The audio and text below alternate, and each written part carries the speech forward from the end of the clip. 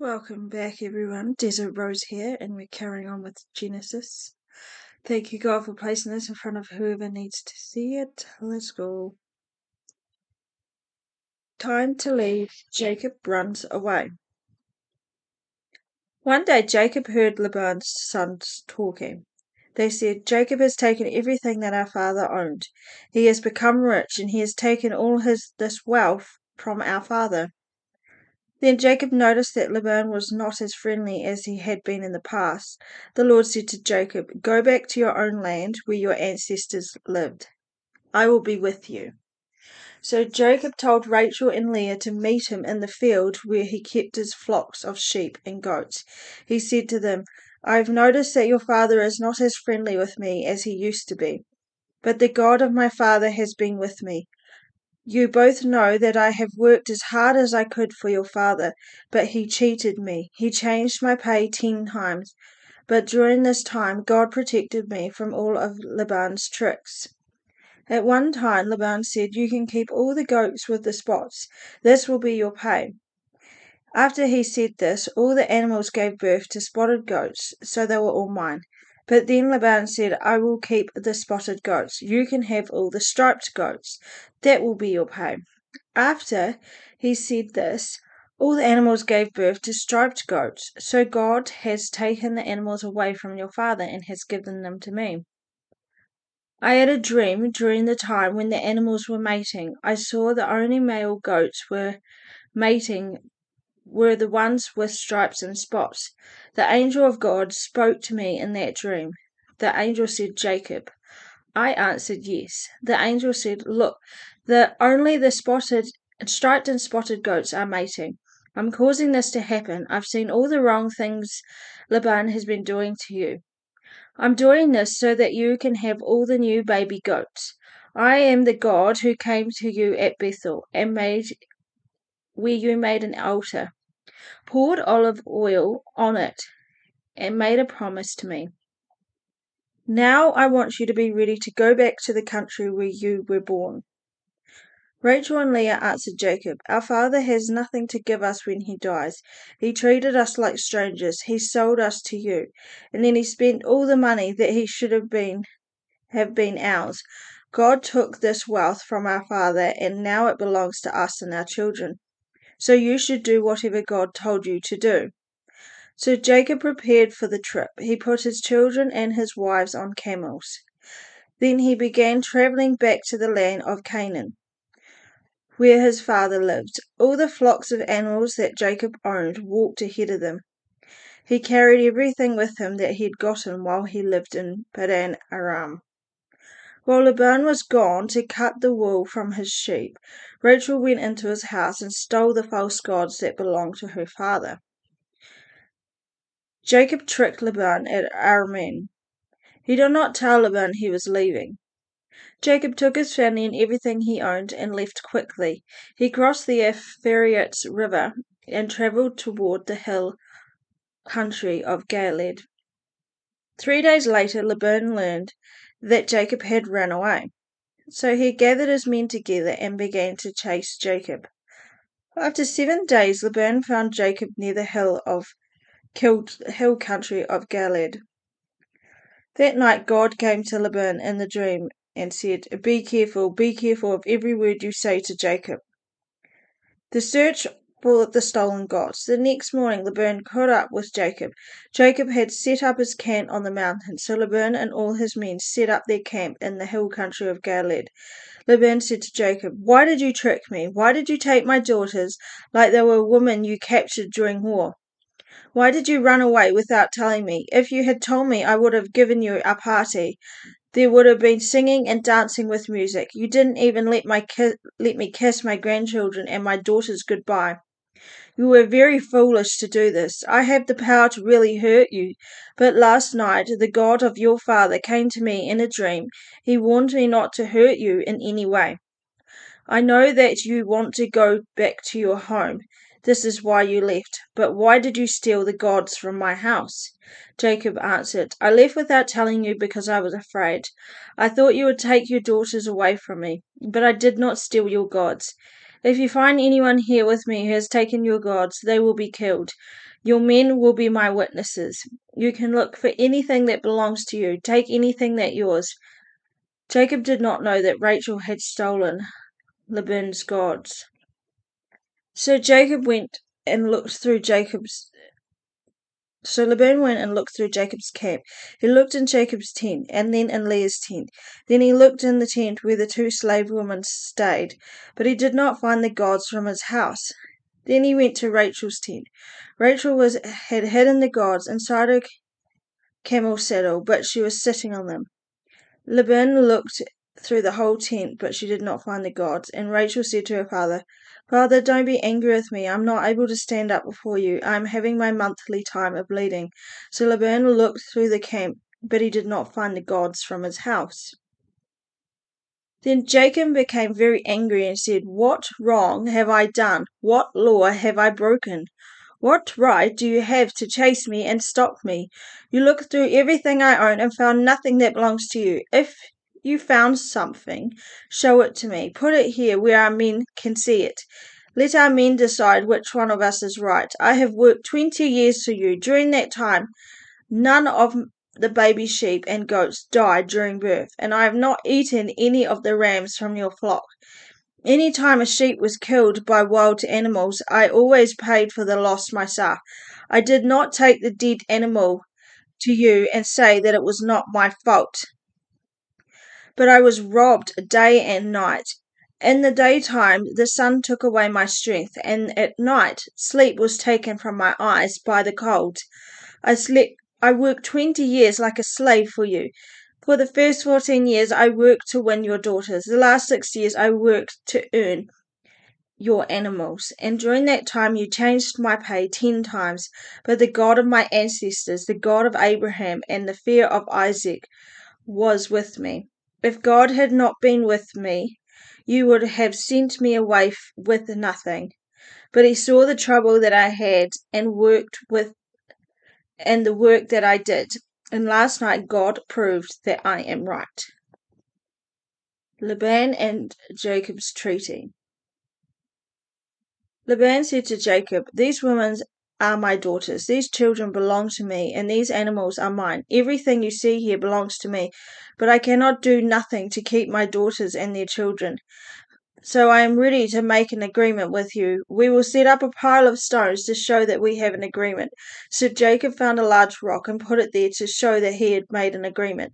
He told his men to find some more rocks and make a pile of rocks. Then they ate beside the pile of rocks. Laban named the place Yegar Shadulath,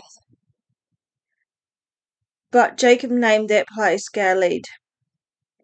Laban said to Jacob, "This pile of rocks will help us both remember our agreement." This is why Jacob called the place Galeed.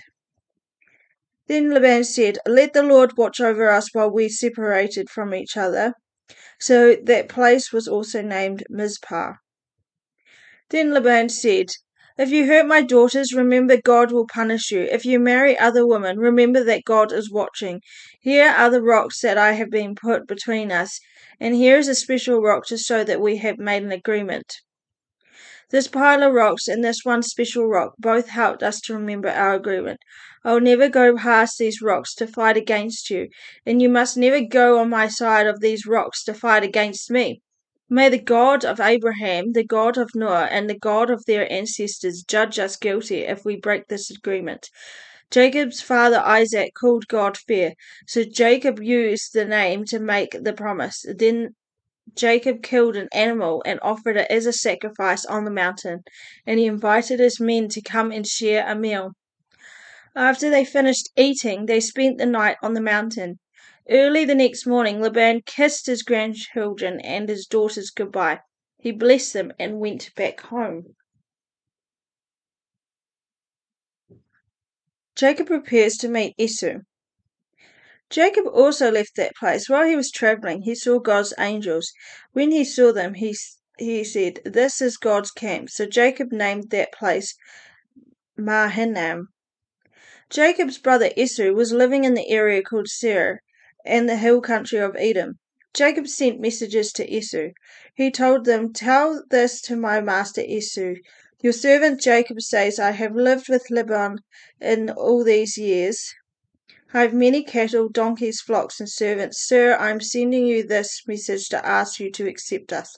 The messengers came back to Jacob and said, We went to your brother Esau. He is coming to meet you. He has 400 men with him. Jacob was very frightened and worried. He divided the people who were with him and all the flocks, herds, and animals into two groups. Jacob thought, if Esau comes and destroys one group, the other group can run away and be saved. Then Jacob said, God of my father Abraham, God of my father Isaac, Lord, you told me to come back to my country and to my family. You said that you would do good to me. You have been very kind to me. You did many good things for me. You have. The first time I travelled across the Jordan River, I owned nothing, only my walking stick. Now I own enough things to have two full groups. I ask you please to save me from my brother Esau. I am afraid that he will come and kill us all, even the mothers with the children.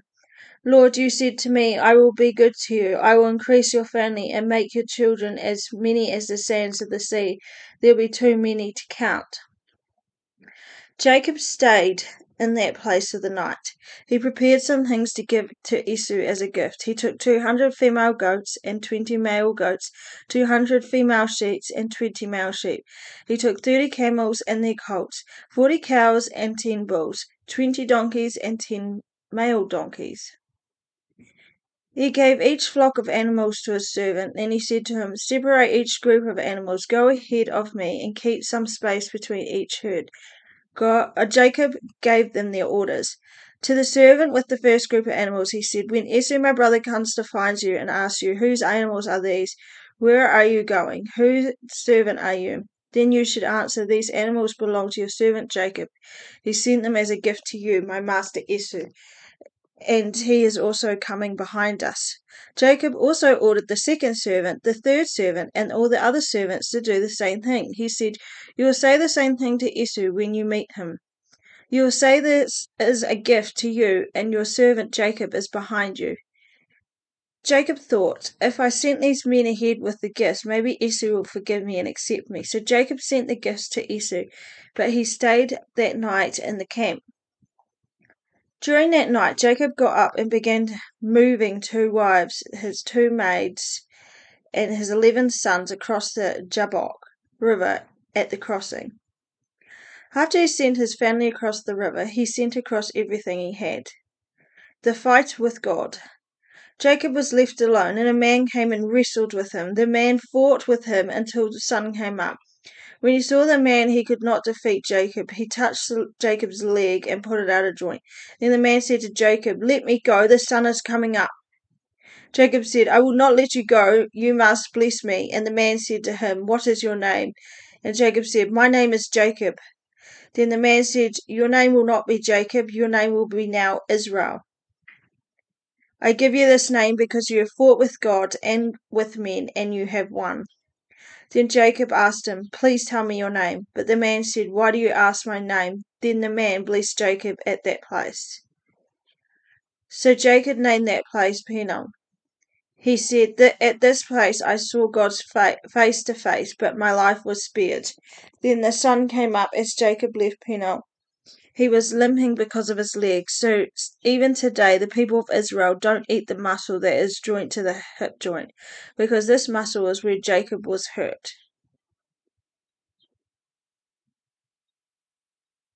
Jacob meets Esau. Jacob looked at and saw Esau coming with 400 men. Jacob divided his family into 4 groups. Leah and her children were in one group. Rachel and Joseph were in one group. And the 2 maids and their children were in 2 groups. But Jacob put the maids with their children first. Then he put Leah and her children behind them. And he put Rachel and Joseph in the last place. Jacob himself went out before them. While he was walking towards his brother Esau, he bowed down to the ground 7 times. Then Esau saw Jacob, and he ran to meet him. He put his arms around Jacob, hugged his neck, and kissed him. Then they both cried. Esau looked up and saw the woman and children. He said, Who are all these people with you? Jacob answered, These are the children that God gave me. God has been good to me. Then the two maids and the children with them went to Esau. They bowed down before him. Then Leah and the children and her went to Esau and bowed down. And then Rachel and Joseph went to him and bowed down. Esau said, "Who were all these people I saw while I was coming here? And what were all these animals for?" Jacob answered, "These are my gifts to you so that you might accept me." But Esau said, "You don't have to give me gifts, brother. I have enough for himself." Jacob said, "No, I beg you. If you really accept me, please accept the gifts I give you. I am very happy to see your face again. It's like seeing the face of God. I am very happy to see that you accept me. So I beg you to accept all the gifts I give you. God has been very good to me. I have more than I need." Because Jacob begged Esau to take the gifts, he accepted them. Then Esau said, "Now you can continue your journey. I will go with you." But Jacob said to him, "You know that my children are weak, and I must be careful of my flocks and their young animals. If I force them to walk too far in one day, all the animals will die. So you go ahead. I will follow slowly. I will go slowly enough for the cattle and the other animals to be safe, that my children will not get too tired. I'll meet you in Seir." So Esau said, "Then I'll leave some of my men to help you." But Jacob said, "That's very kind of you, but there's no need to do that." So that day Esau started his trip back to Seir, but Jacob went to Succoth. There he built a house for himself and small barns for his cattle. That's why the place was named Succoth. Jacob safely ended his trip from Paddan Aram when he came to the town of Shem in Canaan. He made his camp in a field near the city. He bought the field where he camped from the family of Hamor, father of Shem. He paid 100 pieces of silver for it. He built an altar there to honor God. He named the place El, the God of Israel.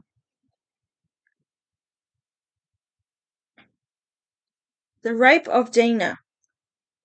One day Dinah, the daughter of Leah and Jacob, went out to see the women of that place.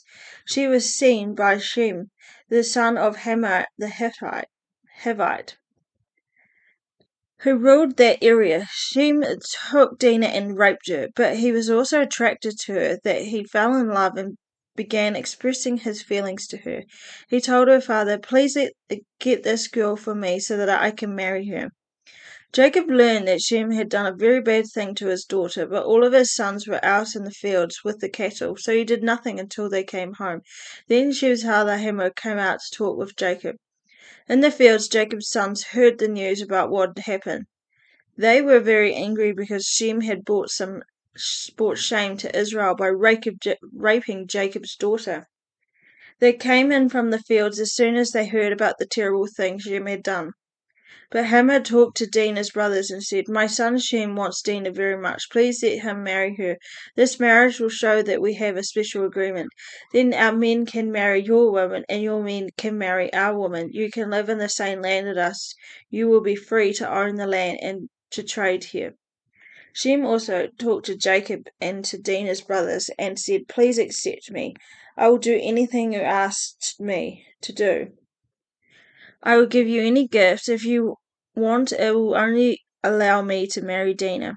I will give you anything you ask, but let me marry her." Jacob's sons decided to lie to Shem and his father because Shem had done such a bad thing with their sister Dinah. The brothers said to them then, "We cannot allow our sister to marry you because you are not yet circumcised. That would bring us shame. We will allow you to marry her if you do us this one thing. Every man in your town must be circumcised like us. Then your men can marry our woman, and our men can marry your woman. Then we will become one people. If you refuse to be circumcised, we will take Dinah away." This agreement made Hamor and Shem very happy. Shem was very happy to do what Dinah's brothers asked. Shem was the most honored man in his family. Hamor and Shem went to the meeting place of their city. They spoke to the men of the city and said, "These people want to be friends with us. We want to let them live in our land and be at peace with us. We have enough land for all of us. We are free to marry their women, and we are happy to give them our woman to marry. But there's one thing that all our men must agree to do. They must agree to be circumcised as they are. If we do this, we become rich in all their cattle and their other animals. We shall make this agreement with them so that they will stay here with us. All the men who heard this in the meeting place agreed with Hamor and Shem, and every man was circumcised at that time. 3 days later, the men who were circumcised were still sore. Two of Jacob's sons, Simon and Levi, knew that the men would be weak at this time, so they went in the city and killed all the men there. Dinah's brothers, Simon and Levi, killed Hamor and his son Shem. Then they took Dinah out of Shem's house and left. Jacob's sons went into the city and stole everything that was there because Shem had done what Shem had done to their sister. So the brothers took all their animals, all their donkeys, and everything else in the city and the fields. The brothers took everything those people owned. They even took their wives and children. But Jacob said to Simon and Levi, "You have caused me a lot of trouble. All the people in this place will hate me. All the Canaanites and the Perizzites will turn against you. There are only a few of us. If the people in this place gather together to fight us, I will be destroyed, and all the people will be destroyed with me." But the brothers said, "Should we let these people treat our sister like a prostitute? They are wrong to do that to our sister."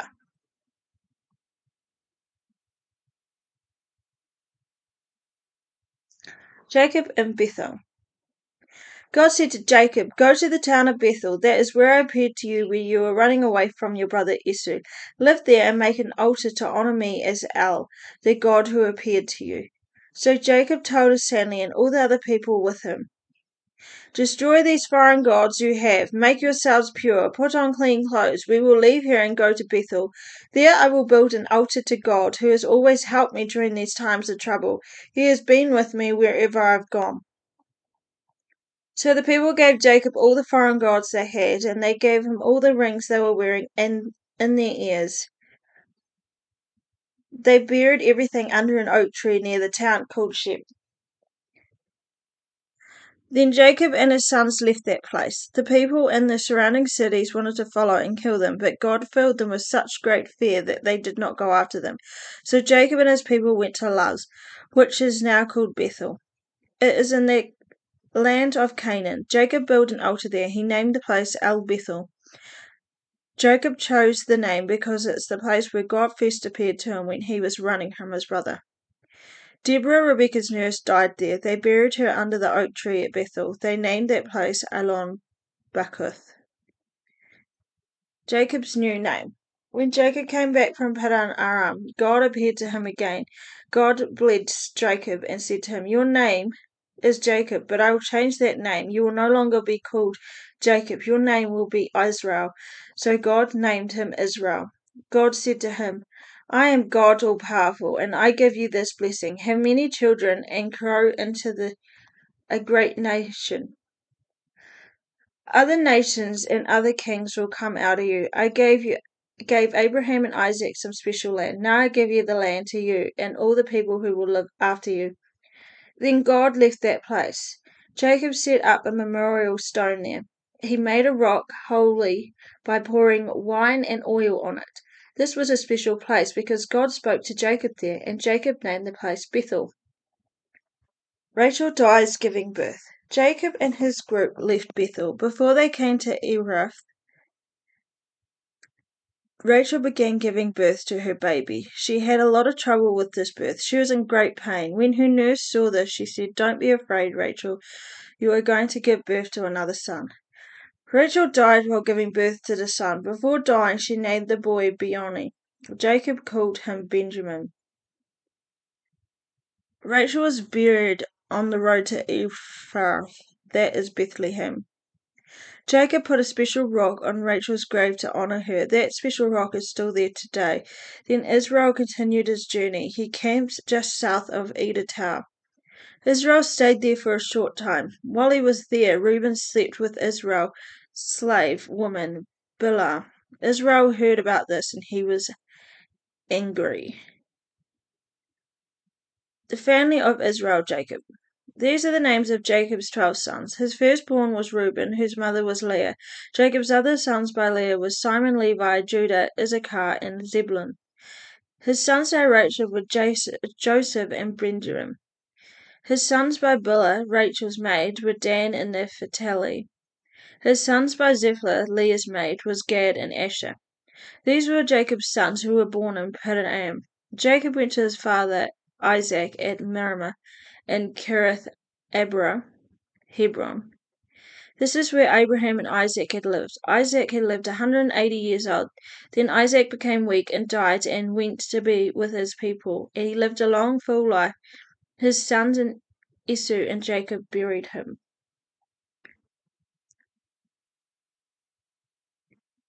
Esau's family. This is the history of the family of Esau, Edom.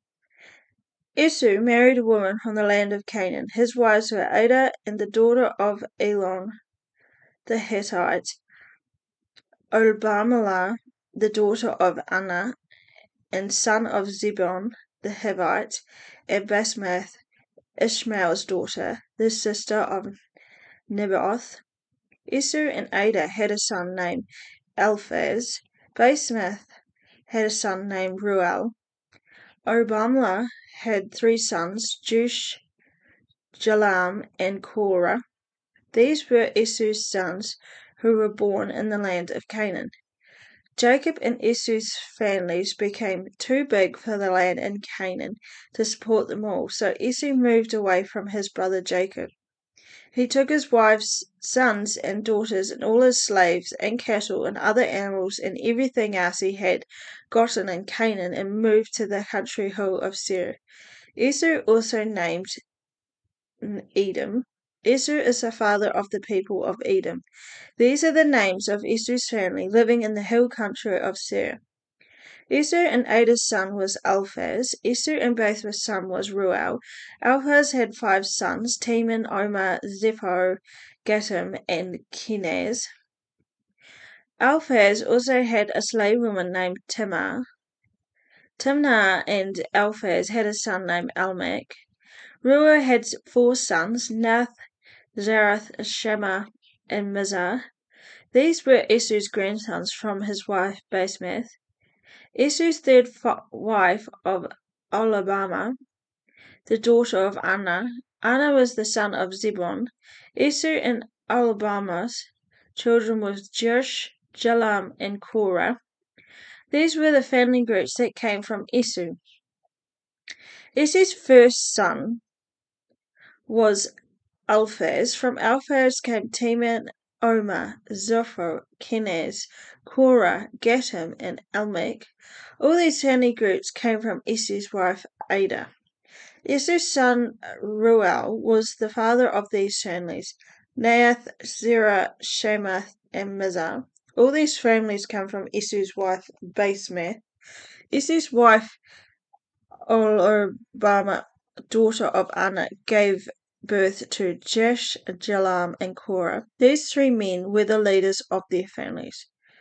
These were all the sons of Esau and the leaders of the groups of Edom.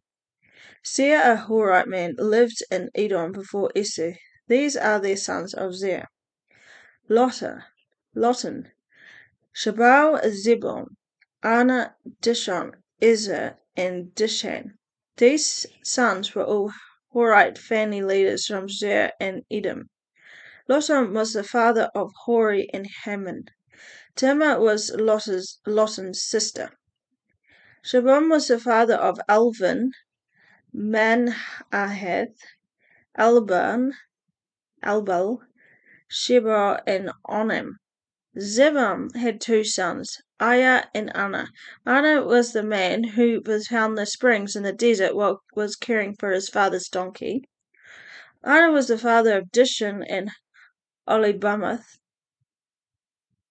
Dishon had 4 sons. They were Heman, Ishban, Ithran, and Kiran. Ezer had 3 sons. They were Bilhan, Zaranban, and Achim. Dishan had 2 sons. They were Uz and Aran. These are the names of the leaders of the Horite families: Lotan, Shobal, Zebulun, Anah, Dishon, Ezer, and Dishan. These men were the leaders of their families that lived in the country of Seir. At that time there were kings in Edom. Edom had kings long before Israel did. Bela, son of Beor, was the king who ruled in Edom. He lived over the city of Dinhabah. When Bela died, Jobab became king. Jobab was the son of Zerah from Bozrah. When Jobab died, Hashmon ruled. Hashmon was from the land of Tenemites. When Hashmon died, Hadad ruled that area. Hadad was the son of Bedad. He is the man who defeated Midian in the country of Moab. Hadad was from the city of Avith. When Hadad died, Samalah ruled that country. Samalah was from Maareka. When Samalah died, Shaul ruled that area. Shaul was from the Reboth of the river. When Shaul died, Baal-Hanan ruled that country. Baal-Hanan was the son of Achbor. When Baal-Hanan died, Hadad ruled the country. Hadad was from the city of Pul.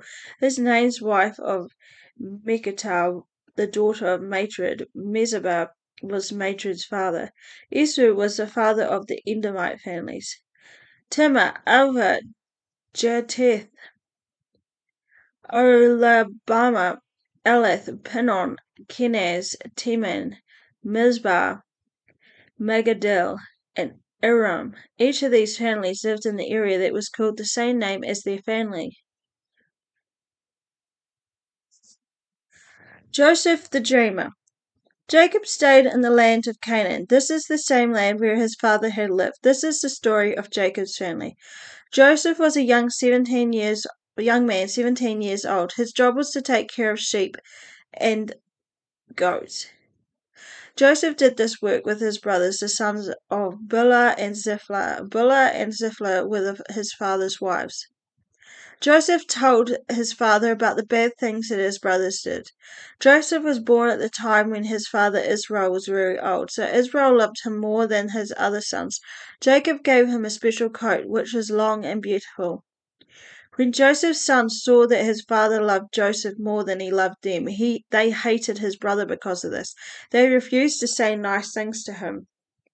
One time Joseph had a special dream. Later he told his brothers about the dream, and after that his brothers hated him even more.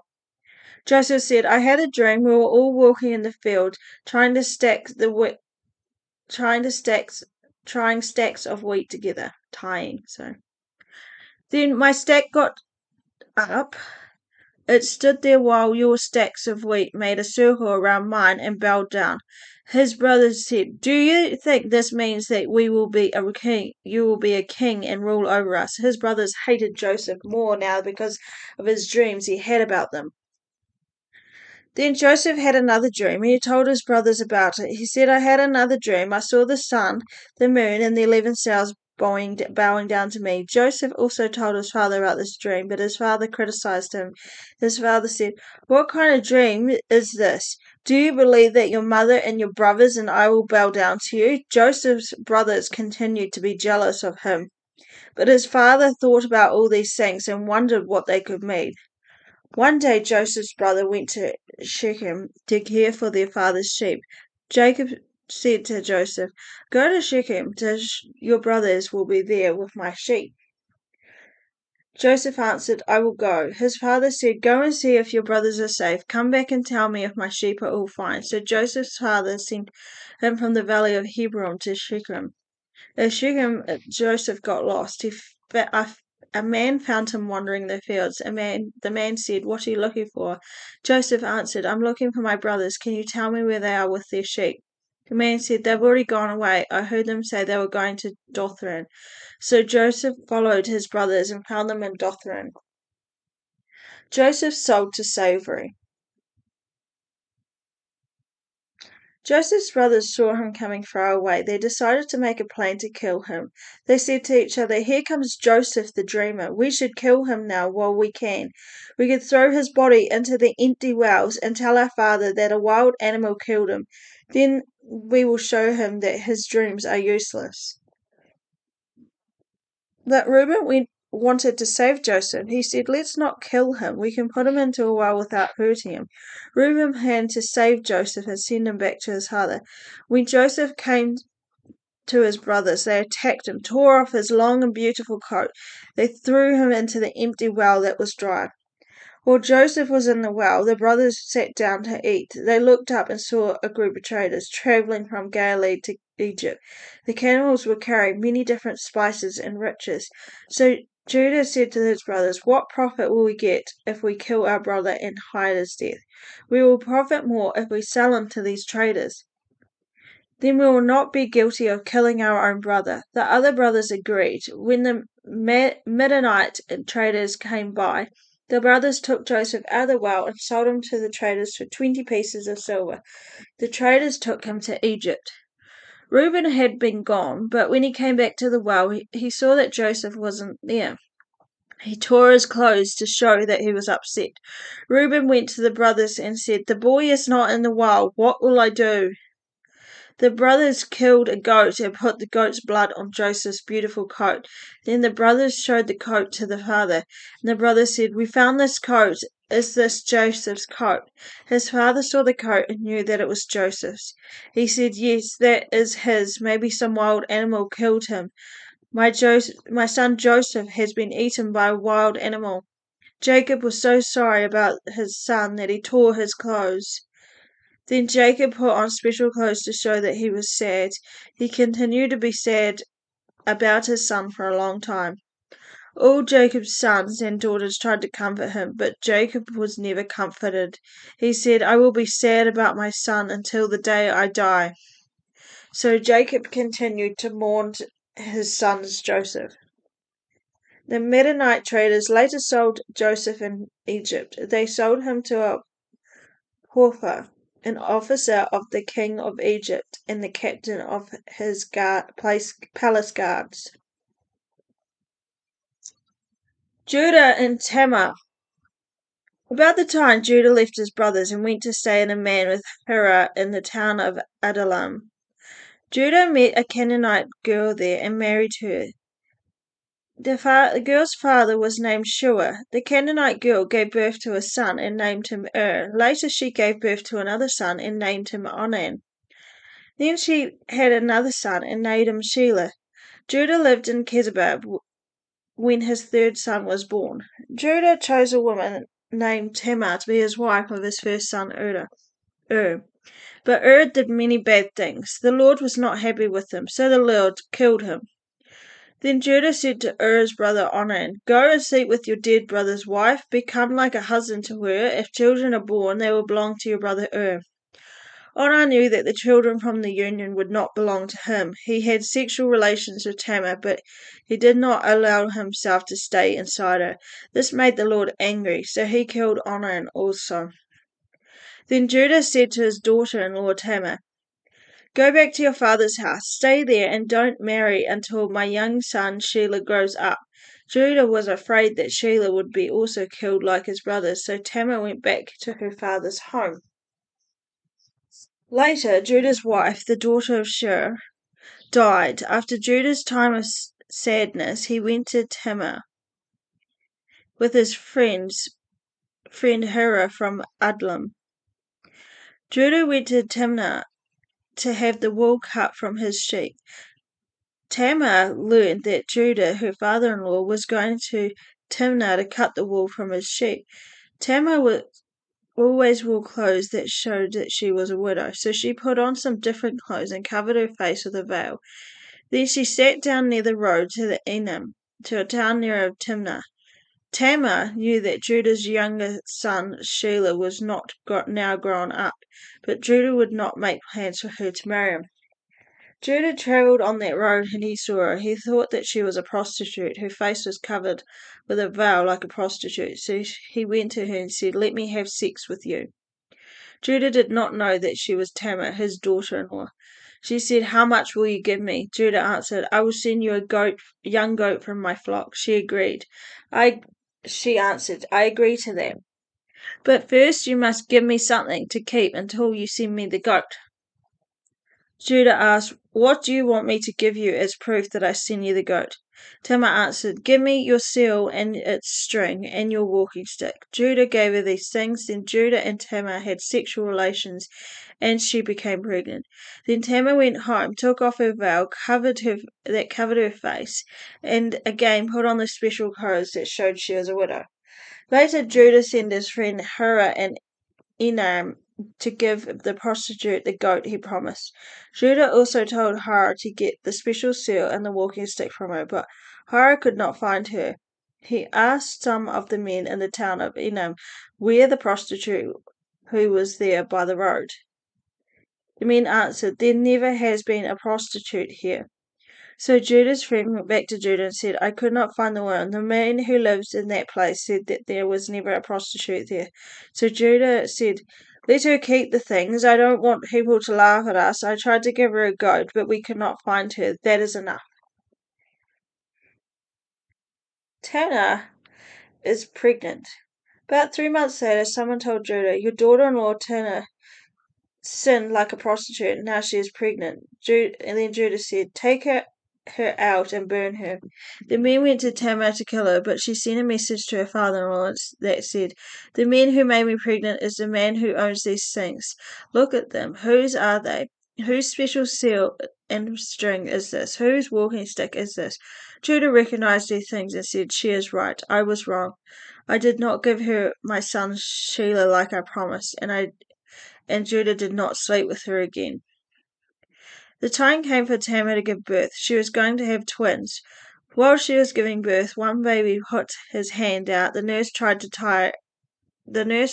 a red string on the hand and said, "This baby was born first." But that baby pulled his hand back in, so the other baby was born first. So the nurse said, "You are able to break out first." So they named his Perez. After this, the other baby was born, and the baby with the red string on his hand was named Zerah.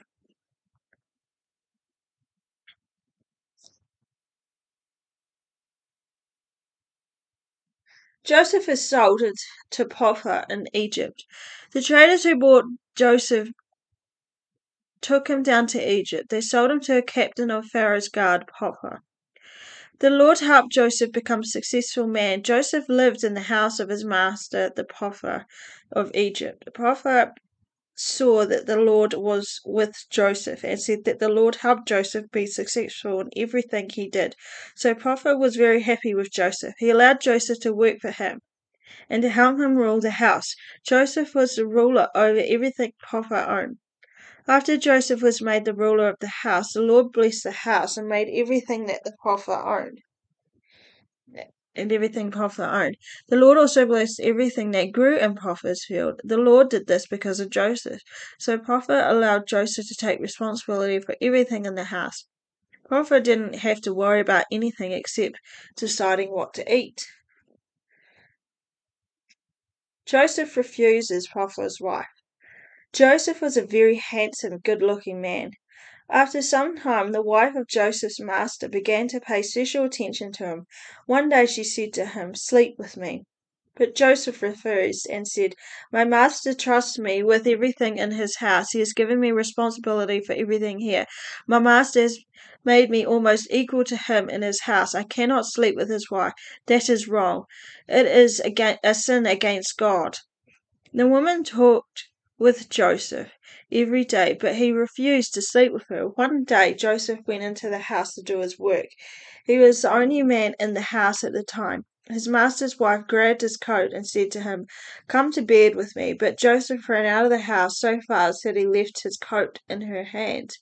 The woman saw that Joseph had left his coat in her hand, and ran out of the house.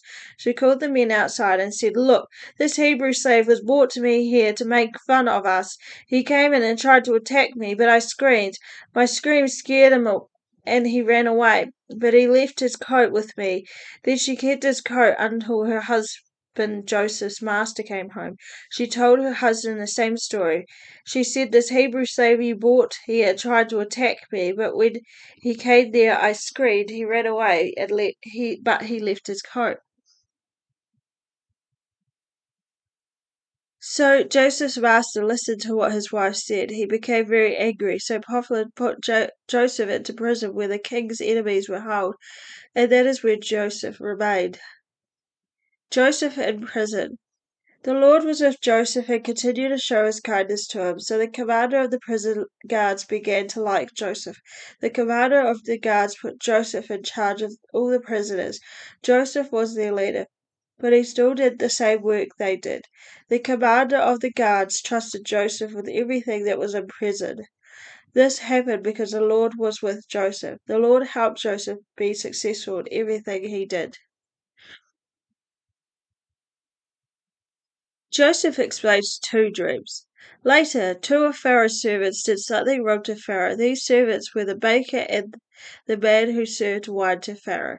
Pharaoh became angry with his baker and wine server, so he put them in the same prison as Joseph.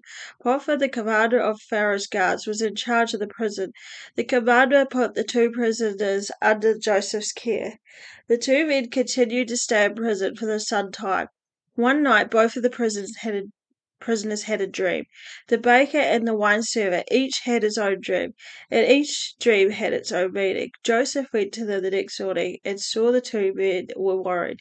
He asked them, "Why do you look so worried today?"